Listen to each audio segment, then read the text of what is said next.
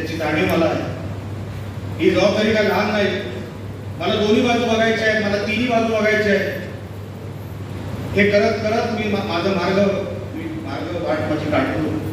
त्याच्यामध्ये प्रशासन सांभाळायचं आहे, आमदारकी सांभाळायची आहे, मतदानाचा कुठला तरी टक्का कुठे कमी होता कामा नाही तेही बघायचं आहे. संजू परबला सावंतवाडीमध्ये कुठे माझी गरज पडेल तेही बघायची आहे. नितेश राणेला मला कणकवलीमध्ये कुठे मदत पडेल तेही मला बघायचं आहे. तर कुठेतरी मला या सगळ्या गोष्टी जमून आणायच्या आहेत.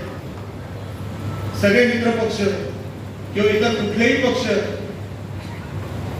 हे माझ्या जीवाभावाचेच आहे. फक्त इकडचं तिकडे गेलं म्हणून काय बिघडत नसतं. पण पक्ष वाढीसाठी येणाऱ्या जिल्हा परिषदा, पंचायत समित्या, नगर परिषदा असतील, नगर पंचायती असतील, त्या सगळ्या निवडणुकीसाठी आपण तयारीला लागावं हे सांगण्यासाठी आज आपण इकडे जमलेलो आहोत. ही निवडणूक येणाऱ्या सगळ्या निवडणूक मला वाटतं महाराष्ट्राची सेमीफायनलच होणार. सगळ्या जिल्हा परिषदा लागणार, सगळ्या नगर परिषदा लागणार, मुंबई महानगरपालिका लागणार. या सगळ्या नगरपालिका आणि या सगळ्या निवडणुका ज्या काही लागणार आहेत त्या आपण जिंकायच्या आहेत आणि आपण त्या 100% जिंकणार. आणि तुम्हाला या निवडणुकीसाठी आणि येणाऱ्या प्रत्येक निवडणुकीसाठी मी मनापासून शुभेच्छा देतो.